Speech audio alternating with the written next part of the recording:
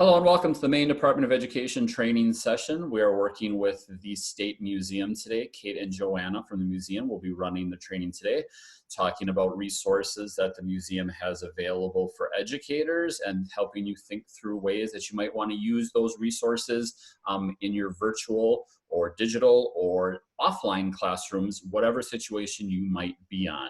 So at this point, I will turn it over to Joanna and Kate and let them introduce themselves and run the show from here. I'm Joanna Toro. I am the chief educator here at the Maine State Museum. And we are obviously the museum is closed to the public right now. So we've been really working hard on getting some of our bicentennial materials ready to go and online and get our website looking good and usable for educators that are out there. So we're thrilled to be here today and be able to kind of communicate what we've been doing. Yep, and I'm Kate Weber. I'm one of the lead educators here at the Maine State Museum. And today I'll be walking everybody through our website, which you may or may not have used before. We found out in a school visit a couple weeks ago that one school at least has blocked our website, which makes us feel kind of cool, I guess. But Very risque. Yeah, hopefully you can access it. And if not, hopefully you can talk to administration or something to get on there. But yeah, so I'll be starting out, I'm going to jump into a share screen here.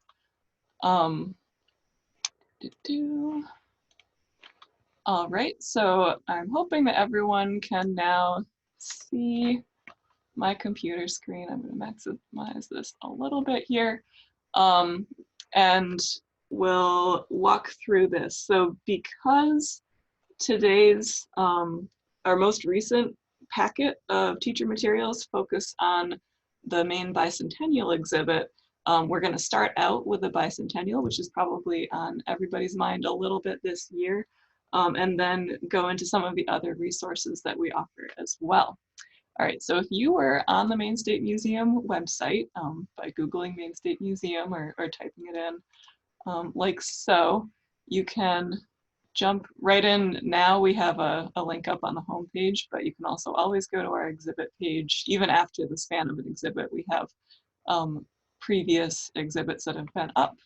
So at the moment, there's some pretty helpful information about our exhibit on the website. This is not necessarily something that you would share with your students unless you've got an upper level class that you really want to dive into some of this big picture content, but I believe this will be a good tool for teachers. You know, you want to feel prepared before you go into your class. So at the moment, we've got information on the different segments of the exhibit up here. So you could click on the links to go into those different sections. Hopefully our internet's kind of quick today, but we'll see. Yeah, so you can see we have some of the artifacts featured in the exhibit up on the website, which is pretty neat too. This could be its own activity in and of itself, exploring this with students.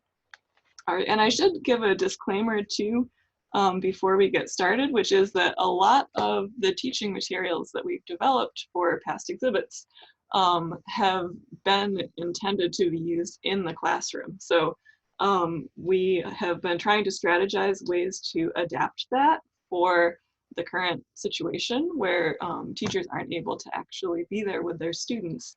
It's not always going to be an elegant fit. I think some are better fits for that than others, but I think in a lot of cases the bones are there. There's a lot of great information you can get, and with a little bit of tweaking, be able to use it through Google Classroom or whatever other tools you're using to interact with your students.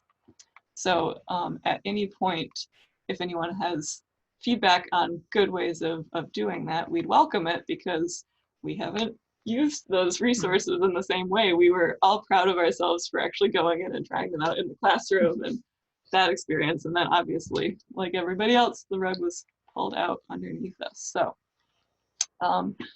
if you're starting out on the Maine State Museum homepage, you go up to the Learn tab at the top here. This is what you may have done in the past to schedule field trips and stuff like that. But we have now highlighted where our online resources, lessons, and activities are. That's also located down here on this left menu bar. But we're going to jump into this and start out with the lesson plans. So the bicentennial primary source sets are right here. And this is kind of a new model for us. We've been working with the DOE, with Maine State Archives and Maine State Library on piloting some primary source set packets. So the idea being that we know teachers across the state have requested more Maine-based primary sources that they can really dive into with their students. Primary sources, as you know, are great tools for learning and engagement. Visual literacy, kids being able to interpret and make observations about things, all that kind of stuff. So we have really focused on what we hope are compelling images and artifacts and documents, whether from our collection or from other state and national organizations. We've done some prototyping of these, so we were actually really thrilled to see that the kids were really engaging with them pretty steadily, and I think they really liked kind of figuring them out, that this was a story that was almost like a mystery, and there's pieces that they had to come together. So we have kind of prototypes that some of these materials are hopefully engaging to your students. Yeah, and I guess the good thing with the current situation is that our goal in developing these materials was to be able to reach those schools that couldn't physically get here. We see a lot of school kids on a normal daily basis in the spring, not this year. Nope. But there are schools that we're aware can't get here, whether they're just an hour, hours away, or they don't have the funding for buses, or their schedule doesn't allow it. So we did develop these tools specifically for the folks who can't actually get in our doors. So in that way, it does fit in well with distance learning. All right, so our teaching materials on the website are range from kindergarten to 12th grade. You'll see how those are broken down in just a minute. Each packet of primary source materials starts out with a teacher guide with recommendations on how to do it. So we'd recommend that you start by reading through that first. Each has an introduction with thorough background information for teachers and students. And then things like reflection questions or learning goals that you can use in your classroom. The idea here was that in the process of researching for these materials, there are so many stories that I did not know about at all. So we do not expect everybody to be an expert on the Maine coasting law or the Missouri Compromise or like all of these things that were happening around the time of statehood. So we wanted to compile that information so that teachers have at least a solid footing when they're going into their classroom. Like, probably not answer every student question because students come up with some wild questions, but at least you can feel like you have a base level grasp of the content before starting out. The primary sources themselves, of course, and analysis worksheets that will guide students through working with those sources. So each set has a full packet of all that stuff. So we do, well, this has kind of changed a little bit. We did encourage teachers to come into the exhibit as well. It will be open for at least a year. So hopefully in the fall, things will be up and running. Maine State Museum is totally free to school groups and homeschool groups. So students can come in here and hopefully see some of these things in person. We've added, as of yesterday, a nice bright red link. This is an add-on that we've come up with to help provide a little bit of guidance above and beyond what each packet contains to lay out somewhat of a plan for how to do this in a distance learning format. So instead of a 145 or 60-minute block where you could go through these resources together with your students and kind of do a 1-unit activity, we have a way that you could break it out into different days with different results and assignments and things like that. So hopefully this comes in handy. This might be something where if any of you try this out with your classes and you're like, oh man, this You could tweak that because this actually worked better in this format. We would love that feedback because we do right now, I think everybody's just trying to be flexible and do whatever they can to figure out how to make this work. All right, so there's that guide. And let's just jump into a packet, I guess, to see what this looks like. So one of our most popular requests when we were piloting this was for the Slavery in Maine unit, so we can start out there. You can see that the different pages are broken up into these resources. So each one of these bullet points is a link to a PDF that'll pop up and you can download. So this is an example of one of the teacher guides. So an overall, this could apply to any of the packets. Summary of what happens in the activity, how to use the packets, setup and planning materials, and then a rough format for the lesson. Again, this is not going to be a perfect fit for distance learning, but it will give you a sense of what's going on with a recommended lesson and be able to help you adapt that. When we first envisioned this, we really envisioned students working in groups and working together to share their reflections and their observations. And when we were prototyping, that worked really, really nicely. And we saw kids helping each other and learning from each other, and it really worked well. Obviously, that's going to be a little bit more challenging in distant learning and social distancing when we have to be so far away. So you'll see that's a reflection that's a little bit different in these kind of typical classroom kind of focused instructions versus the distant learning modifications that we've put out. Okay, so the next thing, this is an example of one of the introductory documents. So this is kind of a behind the scenes view for the teacher of what's going on here. It lists what the different sources are that are included in the packet, as well as connections between the sources. So students are going to come up with all kinds of wacky conspiracy theories for how these are connected. They'll be like, oh, I think that shoe was worn by that man and that boat, and he wrote that letter to the other person. So they love doing that. It's very creative solutions. We've heard of a whole bunch. It can be fun, but these are a few things that they may miss and that you may miss if you're going through this quickly and getting it out to your kiddos. So like for example, in the Slavery in Maine unit, there is a portrait of Sir William Pepperell, who you'll see, and his name is mentioned as the master that an enslaved man ran away with in one of the other sources. So little things, we tried to include at least kind of fun well, not that a runaway slave ad is fun, but like one connection that students can actually make that they can feel like, oh, I just figured this thing out. Give them a little bit of that aha moment, which I think really gives them some empowerment. Mm-hmm. Yep, so we've included kind of a cheat sheet for that right up here at the front. And then vocab words as necessary. Oh man, I just realized those comments are still on there.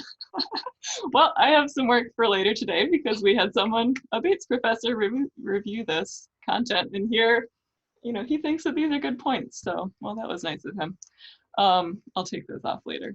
But yeah, so we do have a summary of that, and then this introduction is basically a modified version of the text in the actual exhibit. So all of the research and prep work that was done by the curator in setting up that exhibit, we have either condensed it or expanded on it to kind of say, well, what's the big picture of this topic and how does it relate specifically to Maine? So in this case, the story of slavery in Maine is something I knew nothing about. It's great to be able to make pretty tangible connections to students about places in Maine, people in Maine. They can actually see that this is something going on here and find those connections. So the introductions, as you can see, are pretty lengthy. We wanted to include more rather than less so that you can really dive into that if you're interested in. And we do have more than you might need, like the Missouri Compromise It has a fascinating story relating Maine's role in slavery across the nation, but it is, you know, a kind of upper level thing. So if you have a group of older students that you feel like can dive into this pretty interesting political moment in our country, an ethical moment in our country, we'd recommend you share this. If you're starting out with a group of 6th graders, maybe you really want to focus on what was happening right here in Maine. So these are very flexible. We encourage you in all cases to use these however you can with your class. Some reflection questions here, and then we have recommended resources for further learning.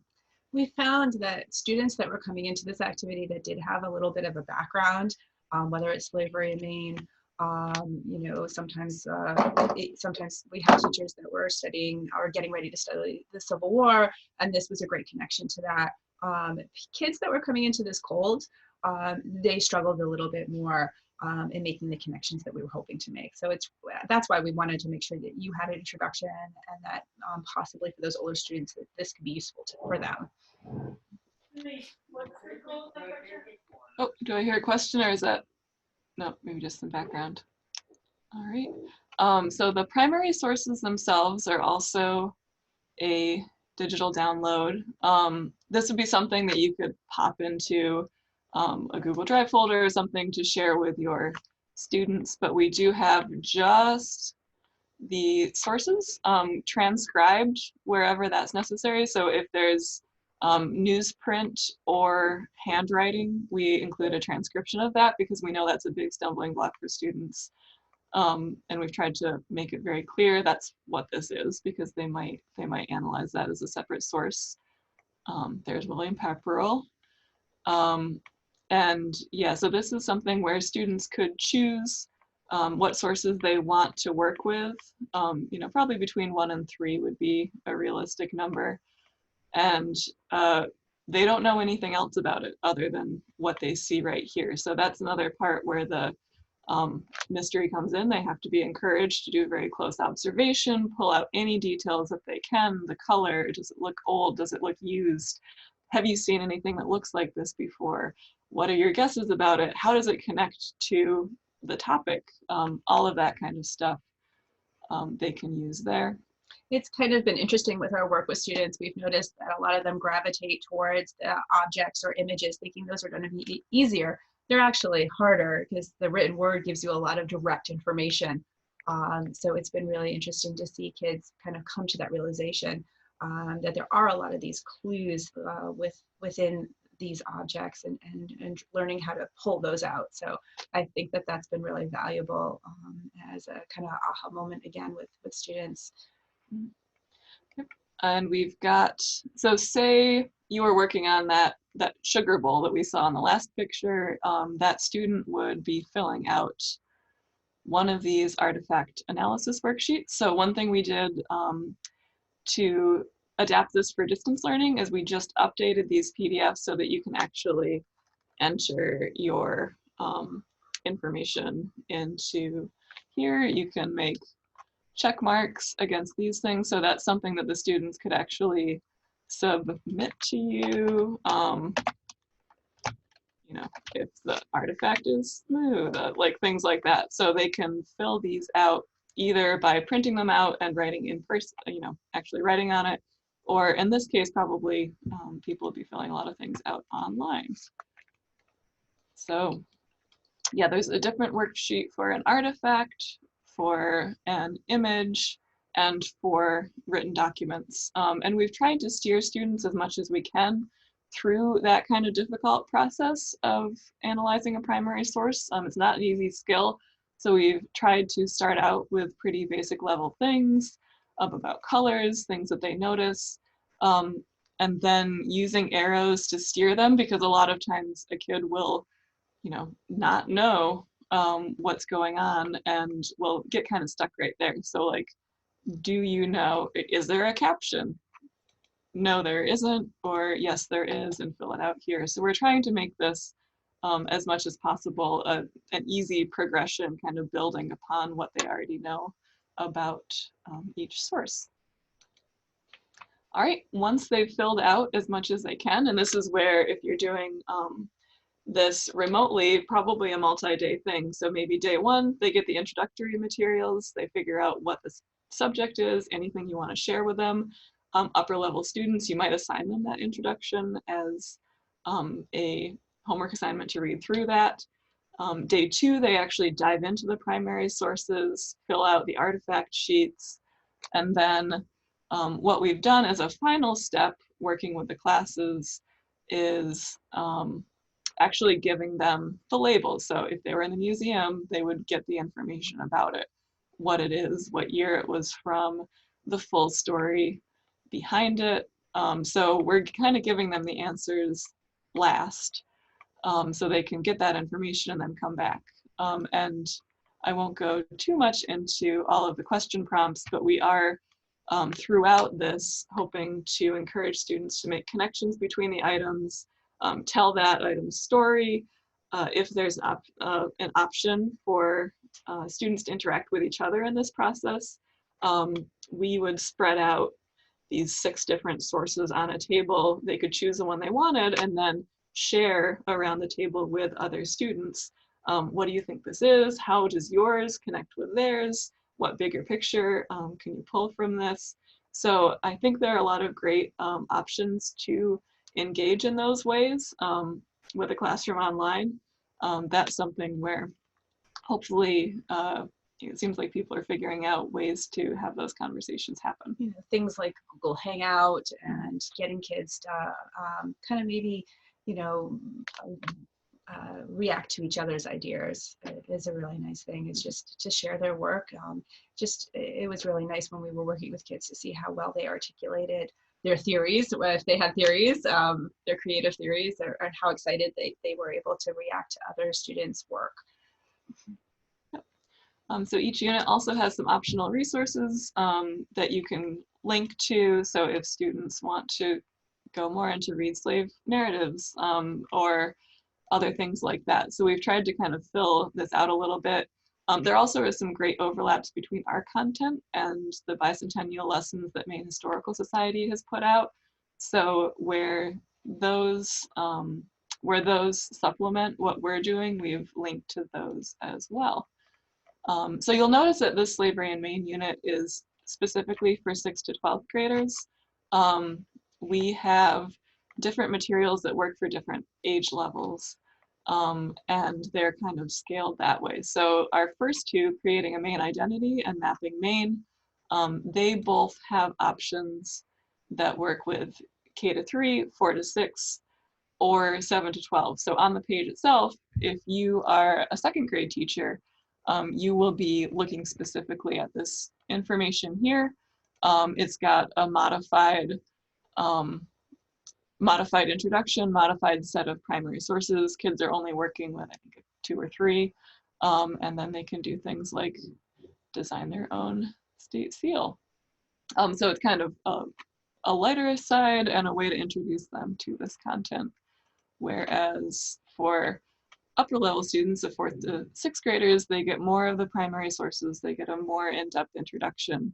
They are asked to fill out the worksheets and everything like that. So we've scaled it for different grade levels. I should say that we have had some feedback with our older students and our more advanced students that our worksheets might be a little, they might feel that they are a little young for them. And we're aware of that. And that's something in the future that we hope to have another version of those for some, to kind of pump it up a little bit for those advanced students and making sure that they feel that they've been given the challenge that they deserve. Mm-hmm. So I would want to open it up before we did focus in on the bicentennial things because that is, it's the year for it. I'm going to do a quick overview to the other lessons and resources that we have online. But before we do that, I wanted to just give folks the chance to ask any questions that they have about this first. There's some stuff in the chat box, but not necessarily a question, except for Linda said, could you make your analysis sheet editable in Google Docs or Word? Would give teachers a chance to tailor the work to their lesson. It's not really a question, but maybe more of a suggestion. Oh, to be able to edit the analysis worksheets themselves? Yep. Those are they're Illustrator documents. So if we make them into yeah. PDFs, we probably could. Yeah, they might still not be editable. That's right. Yeah. I'll have to explore how to do that. Mm-hmm. Okay. I mean, we'd be happy to send anyone the Illustrator file, if email, it might be kind of big for an email, but if anyone has would like to get in there, we'd be happy to let them change that up. Yeah, I'm not sure, just because it's kind of the design software, might be a little trickier, but I'm sure there's a way, probably not to put it on the website in general, but with a specific request from a teacher that they're talking to, we could definitely get that to them. We'll kind of brainstorm that a little bit. So otherwise, there's just some positive feedback in that, but maybe if anybody has a question, either drop it. Now would be the time to drop it into the chat box, or if you want to unmute yourself and just directly ask Joanna or Kate, we can take a quick moment here for questions.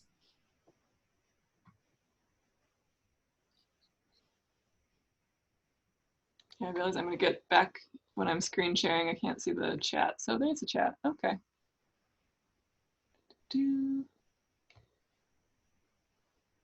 Cool. Oh, look at all the compliments. Thank you, everybody. Okay, so the first person who joined late and wants to know where to find the documents, that's a good time to ask that, because I will go back to screen share, and this will be a good moment to jump back in from the start of our website. All right, so if you are on mainstatemuseum.org homepage, everything that we have is under the Learn option. You can either scroll down our menu, being sad that you can't come on field trips right now, to the lessons and resources, or we've also highlighted that specifically because there's going to be a bigger demand now. So there's a link to online lessons, resources, and activities here. Everything we were just looking at was under this top option for Maine Bicentennial primary source sets, with the different packets on different topics that we pulled out of the exhibit. So you can find those, and I'm just going to go back because you might not be doing the bicentennial right now.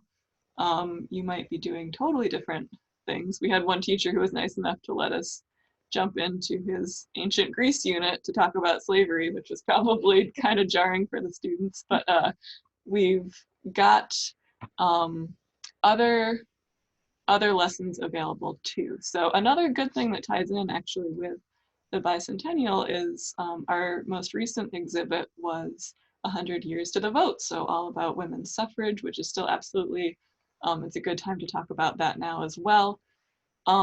These were lessons that were 100% designed for use in the classroom. So they're going to be a little trickier to adapt, but if you're doing a unit that's talking about voting rights in general, women's suffrage specifically, you're still going to be able to make use of things like our introductory document here. Again, we have pull out some of those main stories that you might not always get in a textbook that's talking more about national issues. So we have that, the lessons that we pulled out here, some of these definitely could be applied to remote learning, especially things like analyzing political cartoons is a great thing that you can do at home, fill out worksheets about it. There's a great Maine artist named Lou Rogers, and she was part of the inspiration for Wonder Woman. So there's great stuff there, and including things like links to the actual images. So we'd encourage you, if this is something you're working on, definitely dig into that, see what you can find. There's also attached to this are infographics. I think are really fun if you're looking for voting facts. Those are I think people have really enjoyed looking at them, and it kind of gives you a perspective in voting and women, the big picture, as well as it relates here to Maine. So those can just kind of be add-ons that you might be able to use as well. So we have some of those resources attached to this unit as well that give you extra inspiration.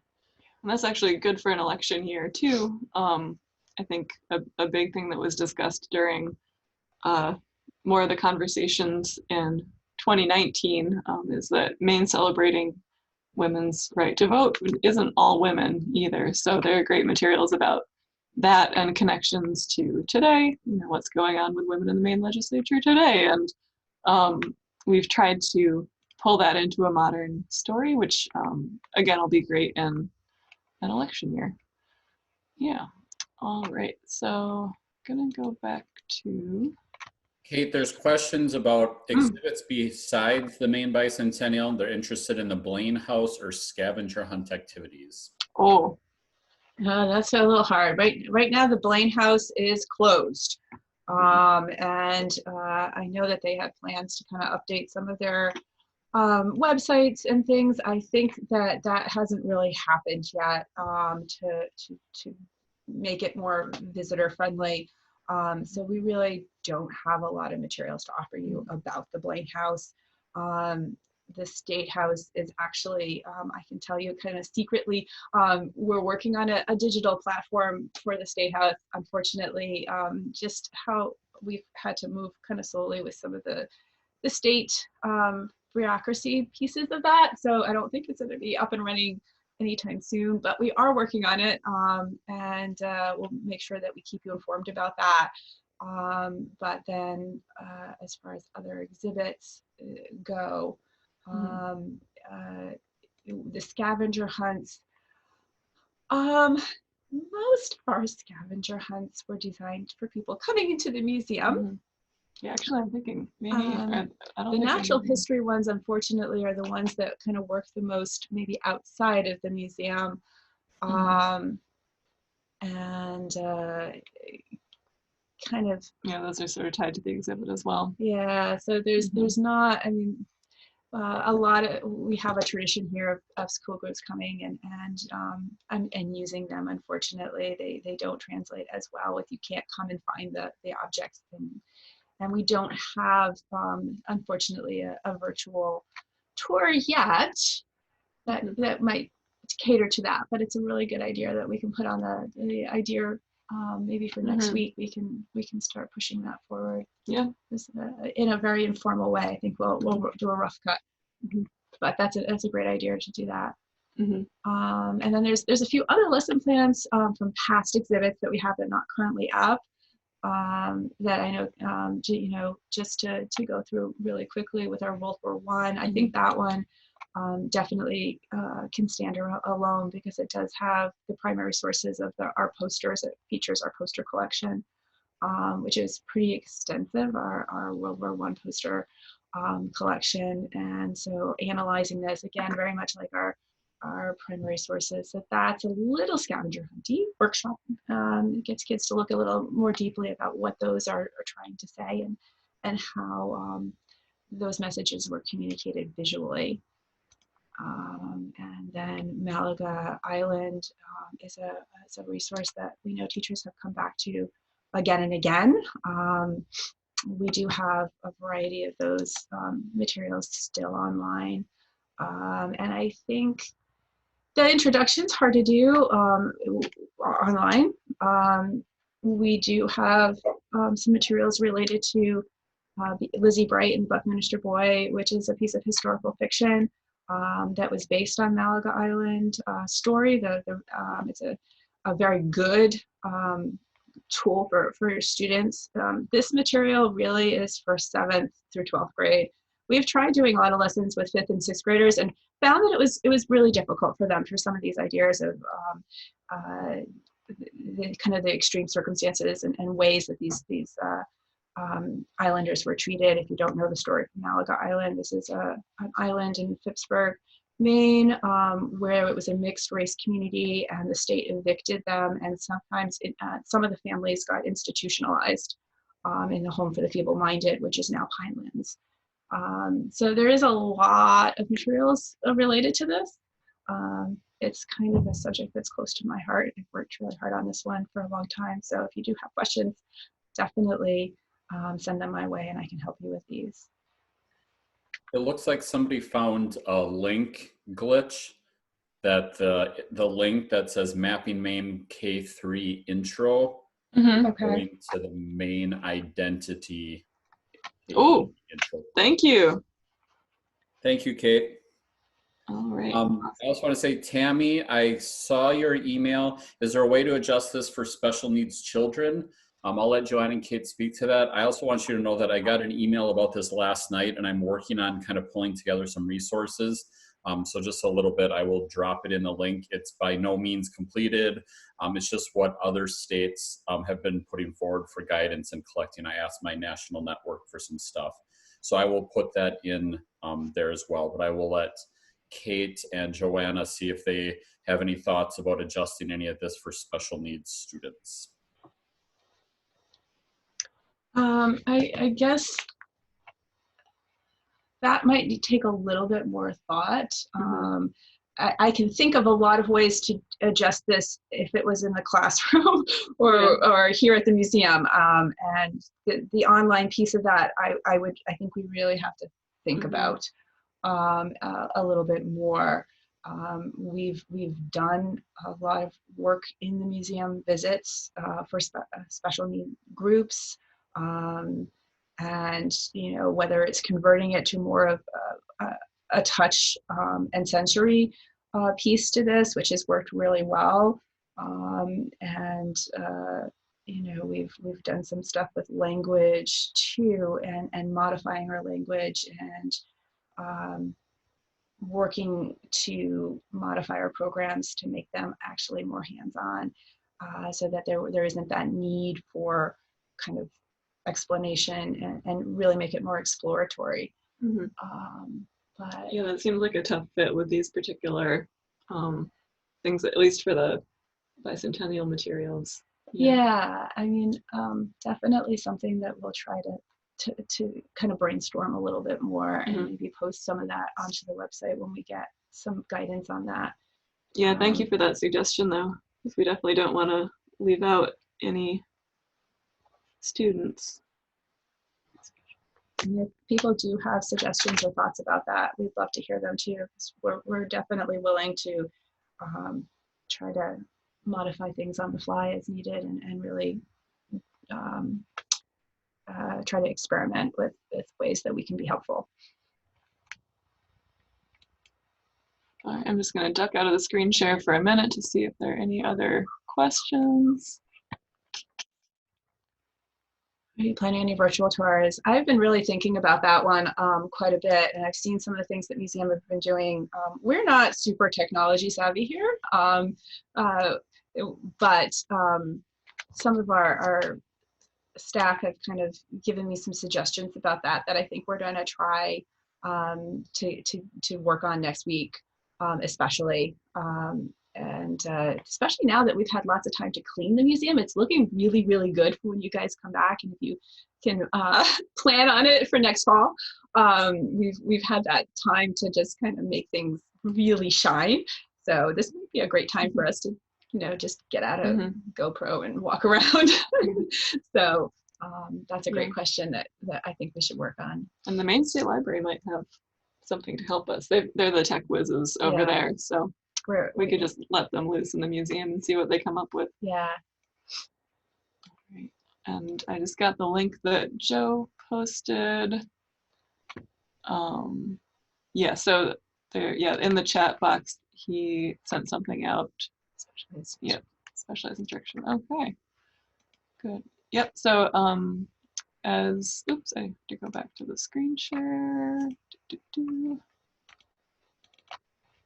All right, so a couple of final things in our lessons and resources. So the Malaga Island materials, and then this is the resources at the bottom we will continue adding to over time.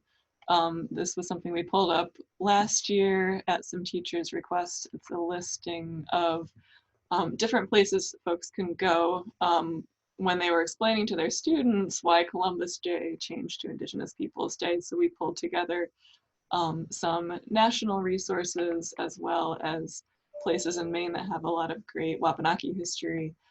There are plenty of places to look for this, but we realize it's hard to vet different resources. So we do plan on adding more listings like this as they come along. And then we do also have, as one final resource, some materials from Maine Voices of the Civil War exhibit. So this is something where you could, if you're doing a Civil War unit right now, pop in here. It's not a fully fleshed out lesson, but you could look at some transcribed letters from Mainers in the Civil War, things like that. It's really more of a straightforward kind of resource for primary sources. And some of these letters, you know, they've been chosen because they have kind of tell the story of Mainers in the Civil War, whether it's on the home front or actually in battles and in the front. So it's like Kate said, it doesn't have any kind of guidance on how to use it, but it's there. So we wanted to point it out to you if you are working on the Civil War, that this is just kind of raw material for you to pull from. All right, yeah, and as a final thing to show you, to reward folks who have made it through this far, we have a sneak preview of something that's not even live on our website yet, but look for it in the coming weeks. Hopefully really soon. Yeah, yeah, like by weeks, I mean the coming days. So this is probably our most high-tech piece that we're going to be unveiling. And this is kind of in draft form, but we've gotten moving along with it really, really quickly. We've moved up our deadline. We had thought this would be done by March 30th, and I'm hoping it will be done by the end of the week in some format for you. But as part of our exhibit about the bicentennial, we wanted to feature a really special artifact that has come our way, and this is a green leaf, Moses Greenleaf map that shows the trail that Joseph Treat took along and took a journey through Maine. He was directed by Governor King in 1820 to survey the northern portions of Maine, which were pretty unknown. And this is because of the border being undecided between Canada, British Canada, and Maine, as well as a real consideration of timber resources and logging and illegal logging potentially going on there. And so our Maine State Archives has the Joseph Treat's journal that he took, detailing every day and every stop that they took, sometimes quite extensively. Not every single stop has been put onto this map. We chose 14 of them to really go into detail with, and this will be completely interactive. So students can click on this, they can zoom in, they can click on those little red spots, and it will take them to one of those areas. We're going to have interpretation. They'll actually see the map from the Treat Journal, and there's also going to be teacher materials going along with this that students can do. Again, those analysis worksheets of the text and the maps. So we're really excited about this, and hopefully we can share it with you soon. Oh, I've got to do the cool modern to old time view switch. So hopefully students can figure out, where they live as well. Yeah, so this is not even the newest version of the website, but yes, you will be able to see the actual journal entry and read along with that and see the drawings as well, which should be pretty cool. Yeah. All right, so I'm going to get back out of the screen share to make sure that there aren't any other questions from folks. Oh, there's an ooh and an ah. Ooh. And people love maps. Yep. Oh, and actually that reminds me that we do have a mapping lesson in our thing. I'm not on screen share right now. I just realized. Let me get back to that. Because there is one kind of specific thing about our map lesson plan, which is that we realized if you print out a historic map, 8.5 by 11, you won't be able to read anything on it. But that actually works really well with distance learning because we encourage folks to actually go to the link for that. So we do have a Mapping Maine unit. Our primary sources for this include some great historic maps from different archives. So that's something where you can encourage students to really dive in at their home computer and zoom into these maps, whose file size just totally messed up our computers here. But yeah, so that is another thing. If you're into maps, we do have this particular lesson plan that lets students go through those pretty extensively. Yeah, even now they're taking a while to load. And yeah, so that one has 3 different maps for them to compare. And then this is also the surveyor's chain that Moses Greenleaf used when he was mapping those very early Maine maps, the surveyor's compass, and a canoe, just to encourage students to think about, okay, what is it like to actually make a map when there is not a map for that place? And there's no roads. Yeah, and no roads. So I didn't realize that was Moses Greenleaf's chain until I saw the exhibit label, and I was kind of geeking out about that for a bit. But all right, I'll pop back out of here. All right. Good. Any final questions or comments? I see Joe has sent out the link to the feedback survey.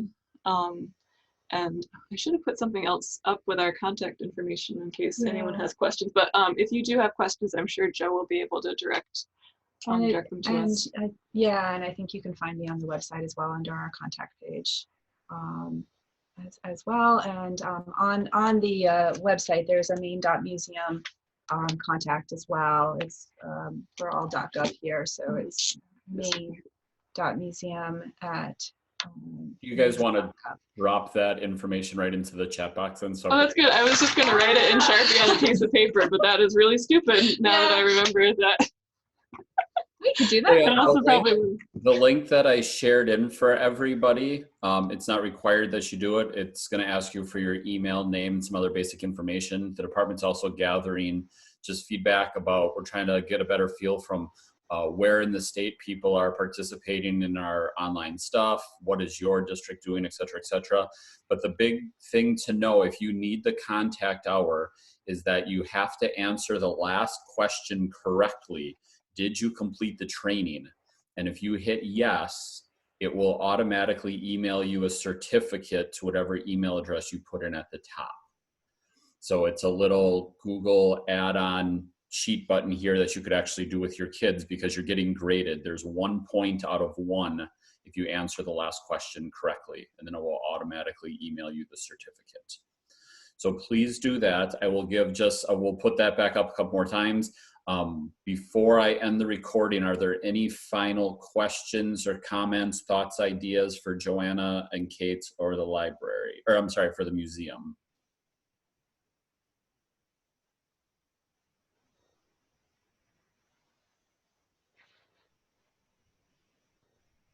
All right, well, thank you for all the notes. So thanks, everybody. We really appreciate you taking your time to, which I know is precious at the moment. So thank you for spending it with us and learning about what we have. We'll try to be as supportive as we can, and we love your ideas and comments. So thank you so much.